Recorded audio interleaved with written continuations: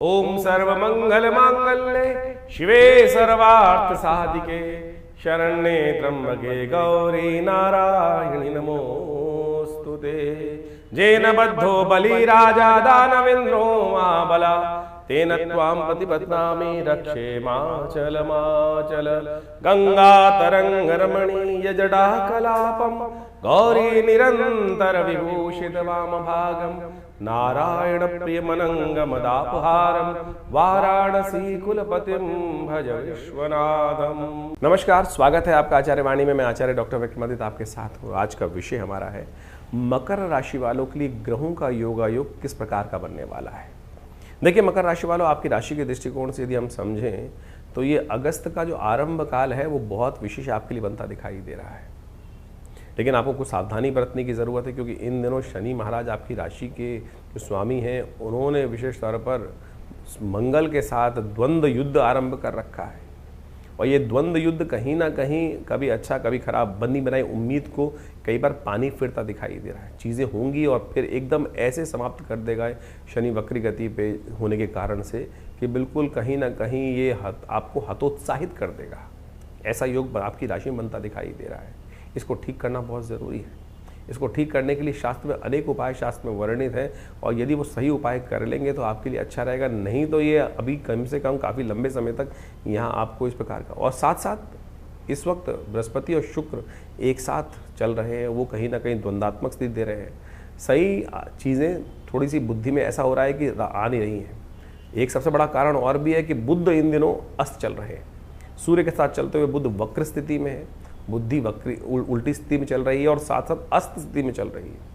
यानी बुद्धि जो है ट्यूबलाइट की तरह काम कर रही है, कभी जलती है, कभी पुराने ज़माने की ट्यूबलाइट होती थी ना, ऐसे ऐसे झुपुक झुपुक होती थी, तो उसके कारण से समस्या उत्पन्न कर रही है। लेकिन अच्छी बात यह है कि बुध अभी उदय होंगे और महालक्ष्मी योग बनाएंगे। जी हाँ, इसी अगस्त के दौरान में महालक्ष्मी योग का निर्माण करेंगे बुध महाराज। वो कैसे आपके लिए लाभ देगा और कैसे इस शनि को आप ठीक करें। देखिए, सावन का अंतिम दौर चल रहा है अभी अगस्त के आरंभ काल में, और ऐसे में अंतिम सोमवार का योग बनने वाला है। हम आपको वो सारी चीज़ें बताने वाले हैं इस समय में कि आपकी राशि के दृष्टिकोण से कौन सा समय, किस प्रकार का योग, कहाँ उन्नति, कहाँ डाउनफॉल, किस प्रकार का कौन सा रास्ता अपनाएं कि जिससे आपकी जो उड़ान है वो हवा में सही रूप से सफलता की तरफ आपको ले जाए। वो सब सिद्धांत आप समझते हुए कार्य करने, ज्योतिष का यही चमत्कार है।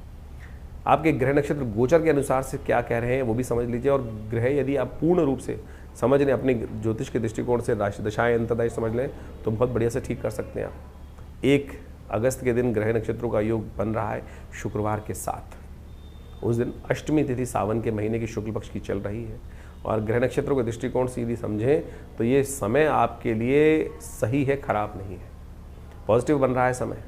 यह आपकी बस डिपेंड कर रहा है कि यदि आप बिना अपने आप को हतोत्साहित करें, अपने विचार को नेगेटिव रखे हुए पॉजिटिव वे में चलोगे ना, तो सही मानो जितनी आगे चलने का प्रयास करोगे, रिजल्ट लाने के आप में दमखम है बहुत बढ़िया से। भगवती की उपासना करें, अष्टमी है, भगवती पार्वती का मंत्र या देवी सर्वभूतेषु बुद्धि रूपेण संस्थिता नमस्तस्यै नमस्तस्यै नमस्तस्यै नमो नमः, इस मंत्र का जप करें। भद्रा है, नए कार्यों को आरंभ करने से बचें। राजयोग बना हुआ है आपकी राशि में, गोचर के दृष्टिकोण से तो बना ही हुआ है, वो कम से कम लाभ देने की स्थिति बना रहा है आने वाले 2-3 दिन तक। शनि को मनाना पड़ेगा आपको। शनिवार आ रहा है, 2 तारीख का शनिवार ही है। शनि महाराज लगातार आपके लिए कहीं ना कहीं अभी डंडा लेकर पीछे लगे हुए हैं, वक्र स्थिति में चल रहे हैं, तो ऐसे में ध्यान रखें, शनि को मनाने का प्रयास करें। सबसे अच्छा रहेगा आपकी राशि के दृष्टिकोण से कि आप थोड़ा जल में, गंगा जल में थोड़ा से तिल ले लीजिए, और साथ में आजकल अपराजिता के फूल पुष्प मिल जाए तो उनको भगवान को अर्पित करने का प्रयास करें।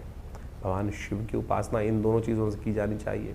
उनका एक मंत्र है, शन्नो देवी रविष्ट्रयापो भवन्तु पीतये शन्नो रविष्ट्रवन्तु नः। इसके द्वारा भगवान को ये सब चीज़ें अर्पित करें, पूजन करें। रुद्राष्टाध्यायी के द्वारा अपना पूरा इन बचे हुए सावन के दिनों में रुद्राभिषेक करें तो बहुत बढ़िया होगा। ये आपके लिए संपूर्ण मनोरथों को सिद्ध करने का योग बनाएगा। कर लीजिए, फिर 1 वर्ष बाद ये योग बनने वाला है, इसका लाभ ले लीजिए। कुछ दिन शेष हैं, इनको नित्यपति करें, ठीक होगा। और ये शनि का उपाय यदि कर लेंगे, नहीं तो 2 साल शनि महाराज यहीं चलने वाले हैं आपकी राशि के दृष्टिकोण से। 3 तारीख शनिवार, 3 तारीख को रविवार का योग बन रहा है, 9वीं तिथि का योग बन रहा है, और साथ साथ इस दिन ग्रहों का परिवर्तन का योग तैयार है, जो आपके मन में थोड़ी शंकाओं को उत्पन्न करने का योग दे रहा है।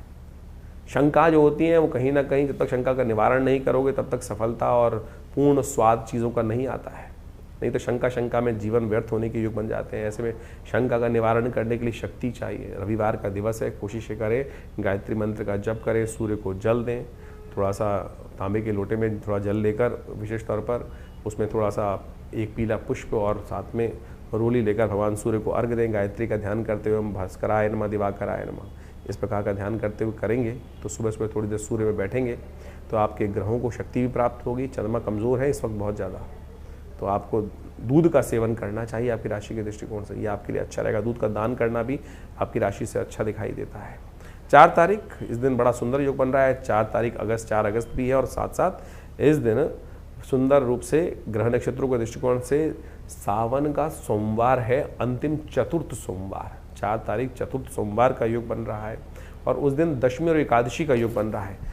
श्री हरि और श्री हर का दोनों का पूजन करने का, शिव और विशेष तौर पर विष्णु दोनों का स्तवन करने का दिन दिखाई देता है ग्रह नक्षत्रों के दृष्टिकोण से। इसका उपयोग कर लीजिए। आखिरी है सोमवार, आखिरी सोमवार सावन का सोमवार जो होता है वो क्या कहा जाता है कि मनोरथों को सिद्ध करने वाला है। सांसारिक जो आकांक्षाएं हैं, जो मन की सुख का भाव है उसको पूर्ण, मनोकामनाओं को सिद्ध करने वाला देता है, मंत्र सिद्धि देता है, सांसारिक वैभव को देने वाला भी चतुर्थ सोमवार का पूजन शास्त्र के दृष्टिकोण से कहा जाता है।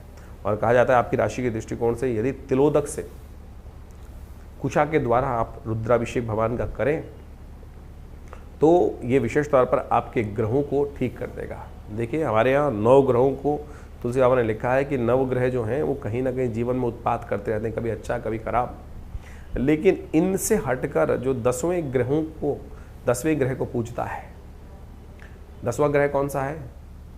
भगवान का अनुग्रह। भगवान का अनुग्रह जो प्राप्त करता है उसके जीवन के समस्त कष्ट दूर हो जाते हैं, क्योंकि शास्त्र कहता है भावी मेट सके त्रिपुरारी। इस संसार में कर्म का लेखा जोखा तो कर्म अवश्य में वो भोक्तव्यम कृतम कर्म शुभाशुभम, लेकिन भगवान शंकर का सानिध्य यदि प्राप्त हो जाए, शंकर का जो कहा गया तुलसी बाबा ने भावी मेट सके त्रिपुरारी, तो त्रिपुरारी के समक्ष जाकर सुंदर आखिरी सोमवार पर श्रद्धा के साथ पत्रम पुष्पम फलम तोयम समर्पण भाव से भगवान का अभिषेक करें। विवेकानंद योग आश्रम में हमने इस दिन विशेष एक कार्यक्रम रखा है, क्योंकि मंगल शनि का टकराव चल रहा है, सावन का अंतिम सोमवार है, तो हमने रुद्राभिषेक और सुंदरकांड दोनों का पाठ रखा, क्योंकि कहा गया है और देवता चित्त न धरहि हनुमत से ही सर्व सुख करहि, और शंकर स्वयं केसरी नंदन भी कही गई है। तो इसलिए दोनों सुंदर चीज़ों का रखा है, यज्ञ रखा है, बड़ा रुद्र यज्ञ और भगवान का सुंदर अभिषेक रहेगा। आप भी इसमें सम्मिलित हो सकते हैं, अपने नाम से अवश्य इसमें भाग लें। उसके लिए व्यवस्थाएं जानने के लिए फ़ोन पर संपर्क साध लीजिए। बड़ा सुंदर योग है, इसका लाभ लेने का प्रयास करना चाहिए। मन कहीं ना कहीं खट्टा हो रहा है, चंद्रमा कमज़ोर चल रहे हैं, ध्यान रखें। 5 तारीख को परिवर्तन का योग है, मंगलवार का दिन, एकादशी तिथि है, पापों को नाश करने वाली एकादशी है, पवित्रा एकादशी है, पुत्रदा एकादशी का योग शास्त्र के दृष्टिकोण से बन रहा है। मंगलवार के दिन बन रहा है, ग्रह परिवर्तन की तरफ जा रहे हैं, लेकिन अभी भी कहीं ना कहीं कुछ मामलों में मन की स्थिति के कारण से कुछ नुकसान की स्थिति बनती दिखाई दे रही है। तो कर्क राशि जो विशेष तौर पर मकर राशि वालों को थोड़ा सावधान रहते हुए कार्य करना चाहिए। भगवान शंकर का पूजन करें, भगवान शंकर पर ऐसे शुभ तिथि में पंचामृत से स्नान करा के चरणामृत ग्रहण करें, तुलसी दल उन्हें अर्पित करें। कहा जाता है कि अकाल मृत्यु हरणम सर्वव्याधि विनाशनम विष्णु पादोत्कंपित्वा पुनर्जन्म न विद्यते। अवश्य इस पूजन को करने का प्रयास करें, जो स्थिति है कहीं ना कहीं परिवर्तन की तरफ जाएगी। 6 तारीख के दिन बुधवार का दिन है और साथ साथ द्वादशी तिथि विद्यमान है, और इस दिन बुधवार का योग बन रहा है त्रयोदशी के साथ, तो बुध प्रदोष का योग बन गया है। ऐसे में बुध महाराज आपकी राशि के दृष्टिकोण से देखें तो बहुत सुंदर जगह योग बना रहे हैं, महालक्ष्मी योग का निर्माण करने के लिए बिल्कुल तत्पर है, लेकिन अस्त चल रहे हैं। देव कृपा से भगवान देखिए योगा योग ज्योतिष के यही निधि निकाल के लाते हैं। बुध एक मैनेजमेंट का ग्रह है, बुद्धि एक सात्विक बुद्धि का, बुध एक सात्विक बुद्धि का ग्रह माना जाता है बुध महाराज। तो ऐसे में वो कमज़ोर चल रहा होता है, तो हमें क्या होता है, जो जिस दिशा में काम से लाभ होने वाला होता है वो हम विचार आते ही नहीं है। तो ऐसे में थोड़ा इस समय में अच्छा होगा कि बेलपत्र भगवान पे अर्पित करें शाम के समय, और हो सके तो थोड़ा दही के द्वारा भगवान का अभिषेक करें। और शास्त्र के दृष्टिकोण याज्ञवल्क्य के द्वारा बताया गया है कि दही से भगवान को स्नान कराने से क्या होता है कि बहुत सारी कष्ट हैं, मट्ठे से भगवान को स्नान कराएं। आपकी राशि के दृष्टिकोण से मट्ठा लेकर भगवान का दही में पानी मिलाकर भगवान का पूजन कर लेने से क्या होता है कि बहुत सारे कष्टों से निवृत्ति का योग बनेगा। इस शाम के प्रदोष काल जब सूर्य अस्त हो जाए, अंधेरा हो जाए, उससे पहले पहले ये उपाय को करने का प्रयास करें, अच्छा रहेगा। 7 तारीख बृहस्पतिवार का अवसर, त्रयोदशी तिथि विद्यमान है और ऐसे में ग्रहों का परिवर्तन का योग बहुत जल्दी से आपके आने को तैयार है, तो थोड़े से इस समय को उपयोग कर लीजिए। आपका आज का समय 60% ठीक दिखाई देता है, लेकिन फिर भी थोड़े पैसे जहाँ खर्च होने के ज़्यादा योग बन रहे हो उसमें कम करने का प्रयास करें, जल्दीबाजी में काम ना करें। इस समय थोड़ा क्या हो रहा है कि आप अपने आप को सुपीरियर मान के काम कर रहे हैं और हम सब अपने आप को सुपीरियर मानते हैं तो कई बार कष्ट में फंस जाते हैं। इस समय थोड़ा सा सामने वाले की सलाह को समझने का प्रयास करना आपके लिए बहुत ज़रूरी रहेगा। सही समय पर सही बुद्धि साथ दे, उसके लिए हल्दी का टीका माथे पे लगाइए, पीली चीज़ों का दान करें, अच्छा होगा। 8 तारीख शुक्रवार का अवसर, चतुर्दशी तिथि विद्यमान सुबह के समय, लेकिन शाम के समय दिल्ली के पंचांग के अनुसार से पूर्णिमा का आगमन हो जाएगा, इसलिए सत्यव्रत हयग्रीव जयंती इस दिन शास्त्र के दृष्टिकोण से मनाई जानी चाहिए। ग्रह नक्षत्रों के दृष्टिकोण से महत्वपूर्ण समय आपके लिए बनकर तैयार है। एक नया शक्ति के साथ ग्रह आपके सपोर्ट में आ गया है। आपके विचार कुछ चीज़ों को नए नज़रिए से चीज़ें देखते दिखाई देंगे। मन पूरी तरह से बहुत सारी चीज़ों में आपको लाभ देने के तैयार बैठा है। सत्यनारायण भगवान की उपासना, ओम नमो भगवते वासुदेवाय, इस मंत्र का जप करना या विशेष तौर पर गौशाला में जाकर कुछ चीज़ों को देना, दान करना, यह आपके लिए बड़ा अच्छा है। ऐसे में भगवान विष्णु का स्तवन संपूर्ण रूप से शालिग्राम जी को रखकर उनके समक्ष सत्यनारायण भगवान की कथा करना और फिर केले इत्यादि का प्रसाद वहाँ वितरण करना, ये भी आपके लिए चूरमे का प्रसाद वितरण करना, प्रसाद ग्रहण करना आपके लिए बहुत शुभ योग बना सकता है। 9 तारीख बड़ा महत्वपूर्ण दिवस है। शनिवार के दिन राखी का योग बन रहा है, पूर्णिमा का योग बन रहा है और ऐसे में बुध भी परिवर्तन की तरफ जा रहे हैं। जिस ग्रह की आकांक्षा है बहुत सुंदर रूप से परिवर्तन करके लाभ देने के लिए रास्ता बना रहा है। महालक्ष्मी का योग का निर्माण ये बुध महाराज वक्र स्थिति में से करने के योग बनाएंगे, तो ऐसे में ये ग्रह की स्थिति आपके लिए बड़ी अनुकूलता बनती दिखाई देगी आने वाले समय में।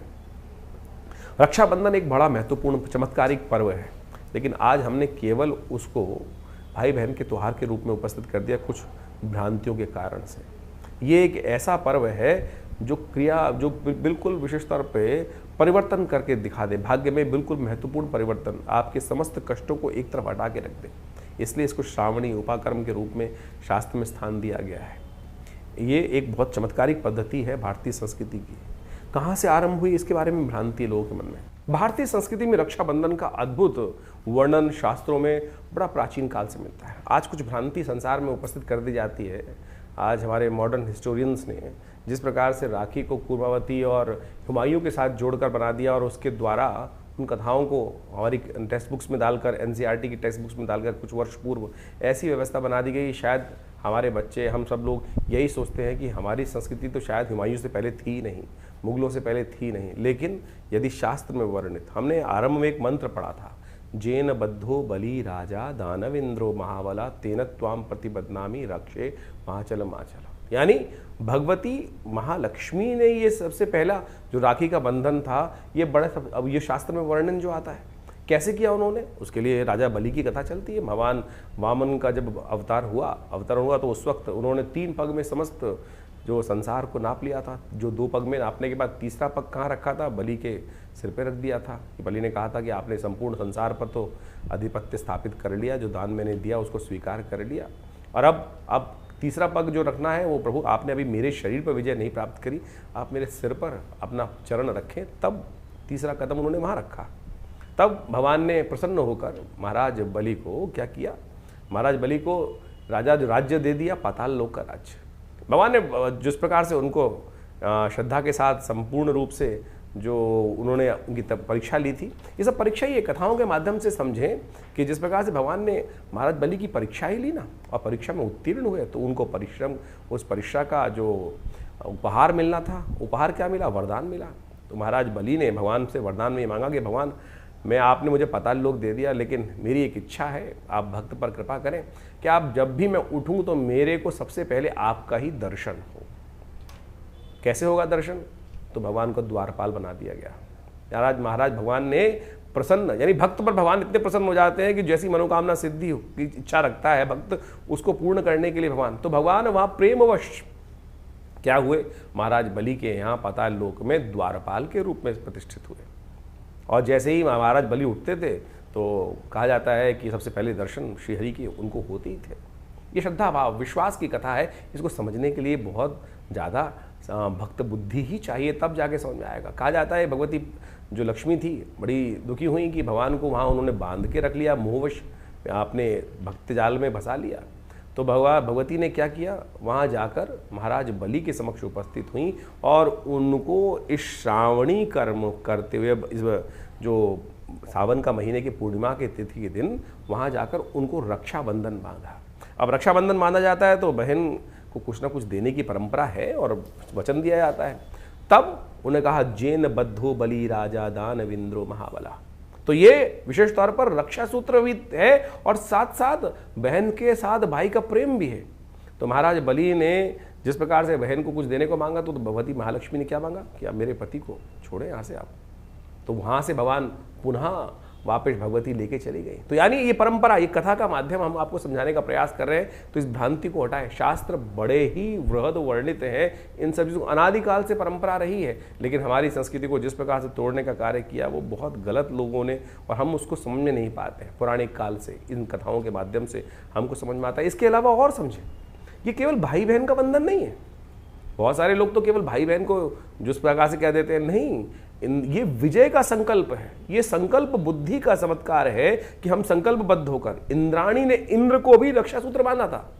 जेन बद्धो बलिराज दानवेंद्र महावत्तेनो, जो इंद्र ने विशेष तौर पर, इंद्र जब युद्ध में लगातार हार रहे थे तो इंद्राणी ने संकल्प कर कर, यज्ञ कर कर एक रक्षा सूत्र इंद्र के हाथ में बांधा कि ये मेरा संकल्प है, ये मेरी सतीत्व का संकल्प है कि इसको बांध के जाओ, इस रक्षा सूत्र को। ये राखी जो है वो रक्षा सूत्र है। ये ब्राह्मण अपने शिष्यों को बांधते हैं, गुरु अपने शिष्यों को बांधते हैं। तो इसके द्वारा जो आप पूजा कर्म इत्यादि करते हैं तो उसमें सबसे पहले कर्म के आरंभ करने से पहले वो हाथ में जो रक्षा सूत्र बांधा जाता है वही तो वास्तविक तौर पर राखी है। आज हमको इन शास्त्रों को समझना चाहिए और ये चमत्कारिक काम करता है। ये आपका संकल्प है, इसको मंत्र से सिद्ध कर कर ही धारण करने का प्रयास करना चाहिए।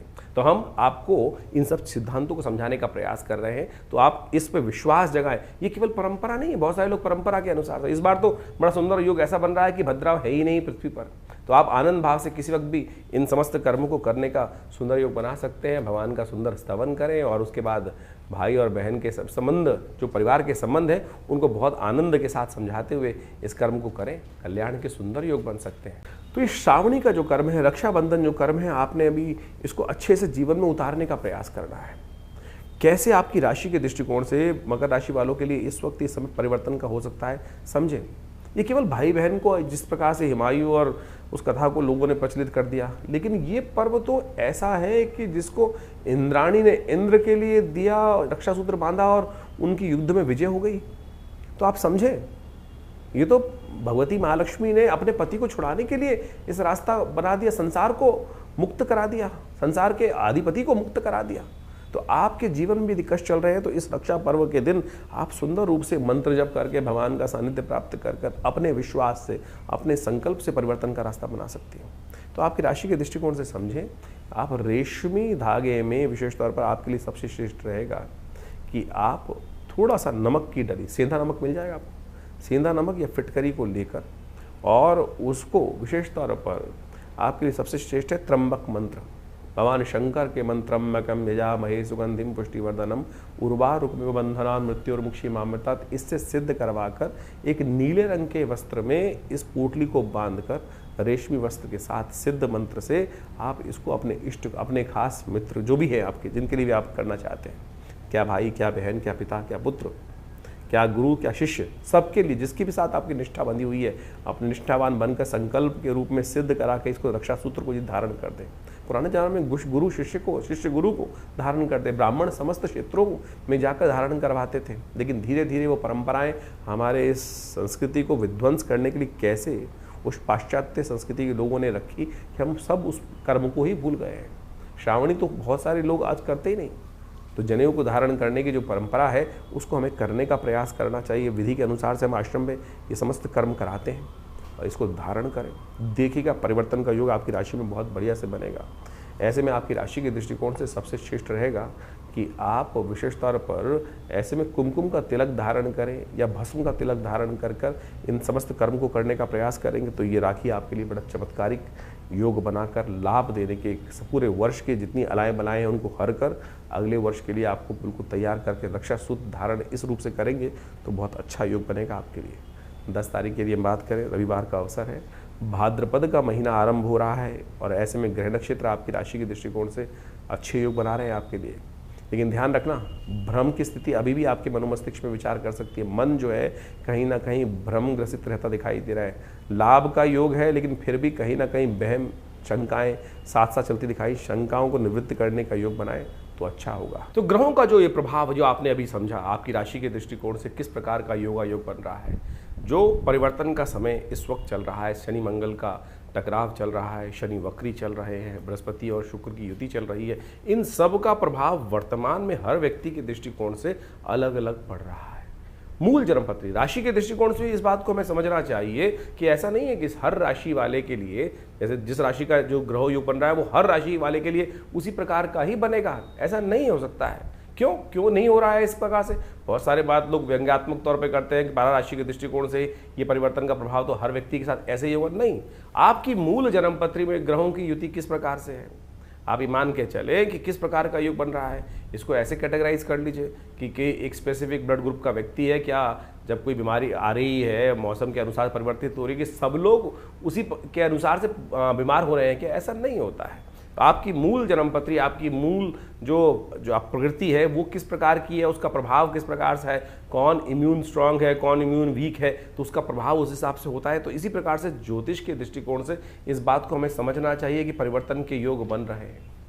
वर्तमान में ट्रांजिट के प्लैनेट के दृष्टिकोण से हमने आपको राशि के दृष्टिकोण से वो बताया, इंडिविजुअल आपकी जन्मपत्री में क्या प्रभाव पड़ रहा है उसको अच्छे से आपको समझना चाहिए। दशाएं, अंतरदशाएं, ग्रहों का प्रभाव, कौन से ग्रह आपके जन्म में पूर्व अर्जित कर्म के अनुसार से किस प्रकार के योग आप बनाकर बैठे हुए हैं और कैसे उसमें परिवर्तन लाने के योग बन रहे हैं। तो ग्रहों की गोचर ये आपको अच्छे से समझाने का प्रयास करती है और जल्दी जल्दी यदि आप परिवर्तन का रास्ता देखना चाहते हैं, प्रभाव देखना चाहते हैं, तो उसको सही से समझकर यदि आप कार्य कर लेंगे तो बहुत अच्छे से परिवर्तन के योग बन जाते हैं।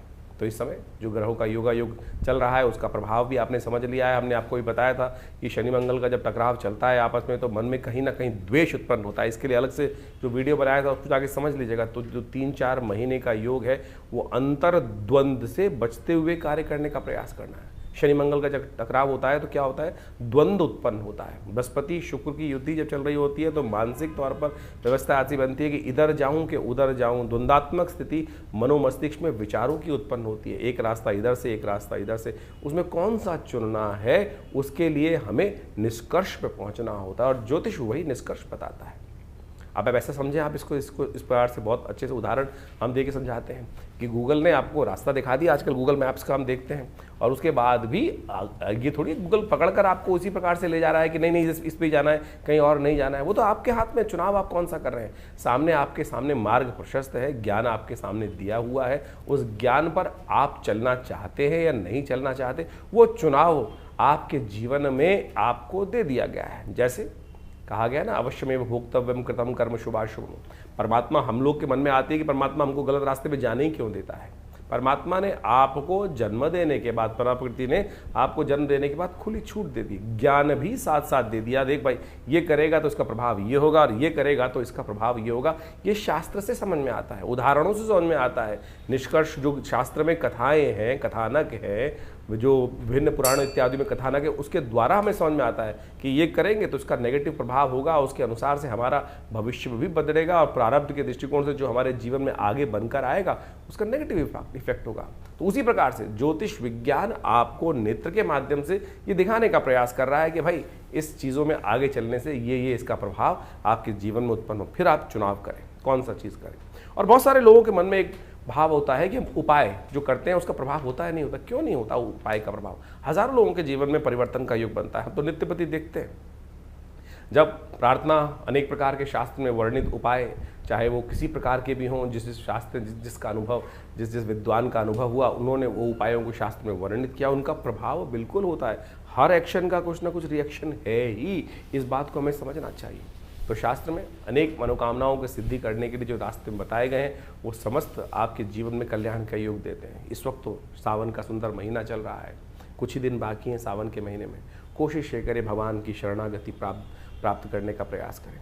देखिए 9 ग्रह आपके जीवन में बहुत सारे खेल खेलते हैं, बहुत सारे खेल आते हैं, अच्छे बुरे सब प्रकार के आते हैं, लेकिन भावी मेट सके त्रिपुरारी, ये भाव से हम ध्यान रखना चाहिए। तुलसी बाबा ने बड़े सुंदर रूप से लिखा है कि हमारे जीवन के जो कष्ट हैं वो कौन मेट सकते हैं, भगवान शंकर ही मेट सकते हैं। और भगवान शंकर का अनुग्रह, ये 10वां ग्रह है, इसका अनुसरण करने का प्रयास करो। 9 ग्रह तो जो खेल खेलेंगे खेलेंगे, ब्रह्मा मुरारी त्रिपुरा अंतरकारी भानु शशि भूमि सुतो बुधश्च, ये सब तो ग्रह चलते ही रहेंगे, लेकिन इसके बाद भी जो 10वां ग्रह है प्रभु का अनुग्रह हम प्राप्त करने का प्रयास करें। शिवरात्रि नवरात्रों में, विशेष तौर पर सावन के महीने में विशेष कार्यक्रम चलते हैं, हर क्षेत्र में चलते हैं, भारत के क्या पूरे विश्व में जहाँ जहाँ सनातन की पद्धति रही, वो जहाँ जिस प्रकार भी योग होते हैं, लोग भगवान की शरणागति प्राप्त करते हैं। और कथाओं के माध्यम से वो विश्वास जागना चाहिए कि एक लोटा जल भी भगवान शंकर को यदि अर्पित करेंगे तो बहुत सारे कष्टों से निवारण करने का ये विश्वास है हमारा,